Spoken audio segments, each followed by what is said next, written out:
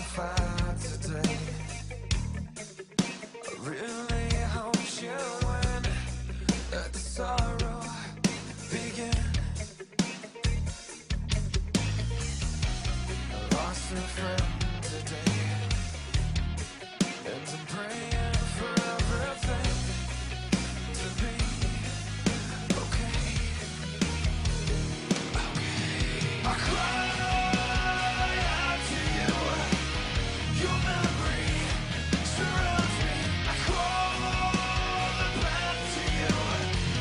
Will you please release me now? God help me through this. To rise. Folks, welcome to another week of Swinging at Shadows Radio. I'm your host, Will Scoville. Later on, I'll be joined by my co-host, Catherine Simon. She's the international best-selling author of the book Unbreakable. It's her account of how she survived human trafficking. You don't want to miss it. She's going to talk a little bit about human trafficking tonight. Also, we have a featured guest, the lovely Tiffany Brown, the CEO and founder of Affinity Connection. Tiffany's going to give you the inside scoop on successful dating.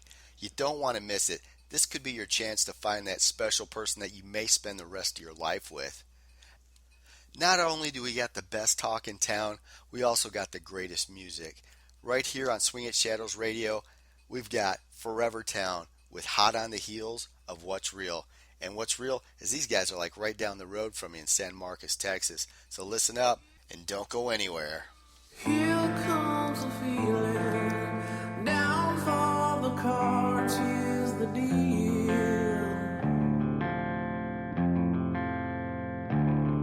'Cause now and forever, we're hot on the heels of what's real.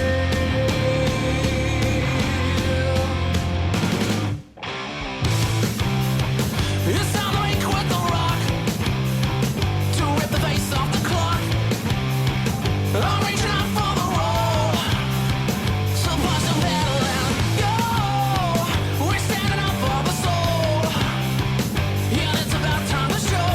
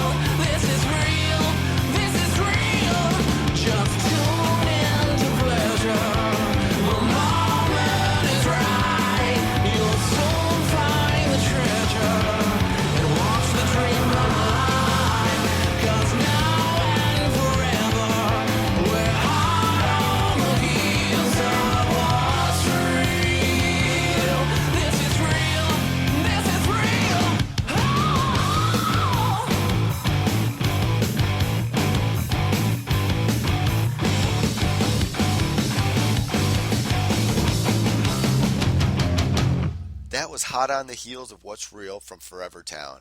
Hi, I'm your host Will Scoville, and you're listening to Swinging at Shadows Radio. Next up, we got the truly inspirational story of Jack Kavanaugh.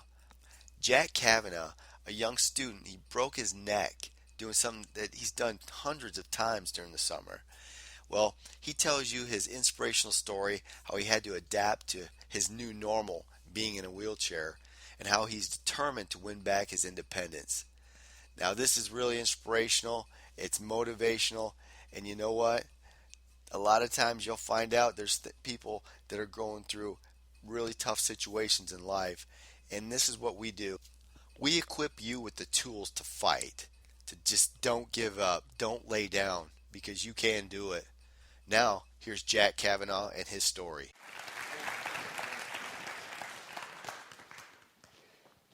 In life, we all experience extreme events. I want to tell you my story and maybe a little bit about what I learned. So my parents often tell the story about me when I was in play school.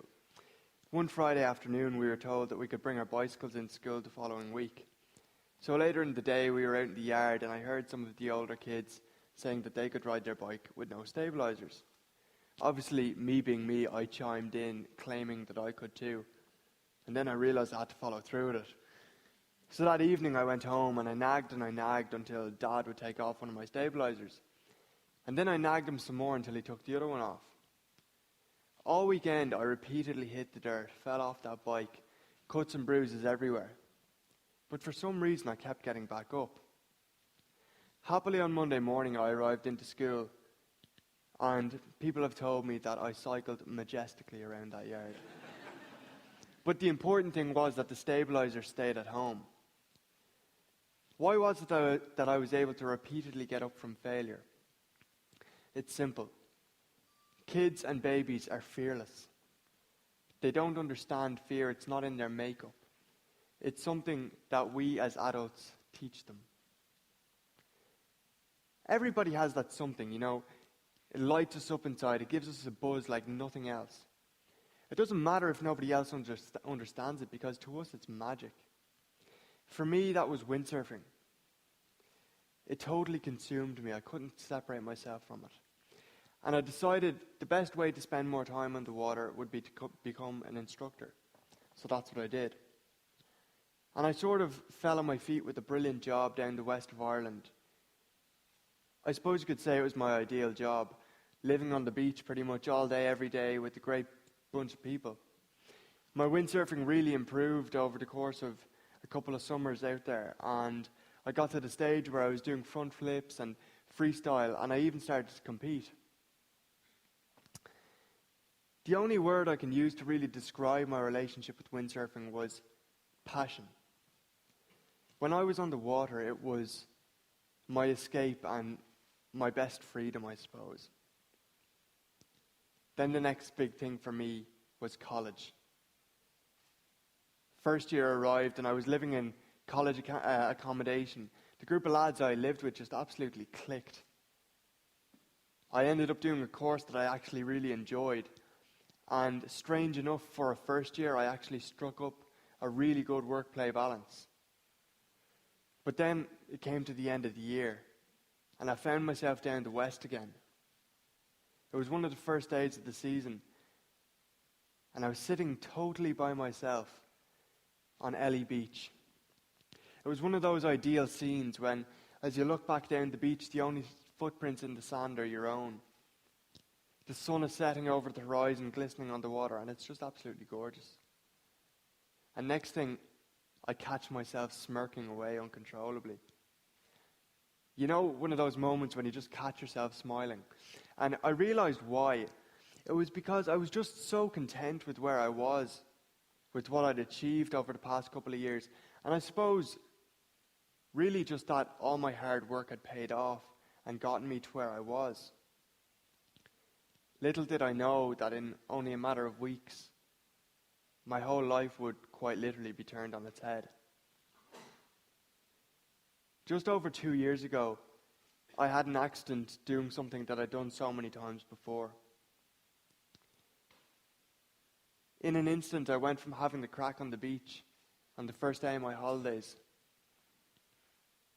to having one of those moments that you only see on TV, where your whole life flashes in front of your eyes. I ran down the beach, dived into the water, not anticipating just how shallow it was. And when I hit the bottom, I broke my neck.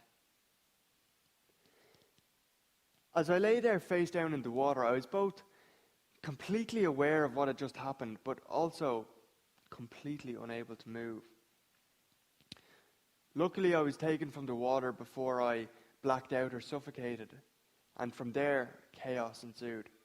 I remember my friends frantically running to get help, to control the gathering crowd, but at the same time totally normalizing the situation, lying on the ground beside me and having a chat. Within an hour, I was strapped up and in the back of an ambulance on the way to a helipad. They wouldn't let anyone come with me. I remember the fear setting in. I was essentially alone and totally broken in a foreign country. The next time I woke up was as one of my best friends walked around the bottom of my bed in intensive care. And I was greeted by this smiling but tear-filled face. And I remember thinking, this is serious. But it was also at that time that I found myself saying the words, "It's going to be okay." I was strapped to the bed, completely paralyzed from the armpits down. The only muscles that were moving were my shoulders and biceps. I couldn't even use my hands. I had tubes running down my throat to keep me breathing. This cage around my head that made me look like Frankenstein, with weights hanging off the back of it to straighten out my broken spine. Inside, I was the exact same person. I was still Jack, but I couldn't relate to this body that had been completely stripped of its independence and dignity in an instant. I'd gone from this free young lad to a state where I was completely vulnerable and totally dependent. In many ways, I was like a baby again, except this time, I knew all too well about the fear. So here I was in potentially one of the most life-changing situations I could ever find myself in. And that was when my swan impersonation began. As calm as you like on the surface, but paddling frantically to keep myself going beneath. I suppose the very fact that I chose to smile at that time was my decision that I wasn't going to give up and I wasn't going to let this beat me. It was at that time that I said to myself, "Jack, you start here." Despite how bleak the outlook was or how grim the starting point, I was at the bottom. I could only move towards the top. Because for me, it wasn't about the event that befell me that I was going to allow to define me for the rest of my life, but rather it was the response that I wanted people to remember. Along the way, I've had many hard choices to make. At every hurdle, and there could be 10 or 100 in a day, I have to choose between saying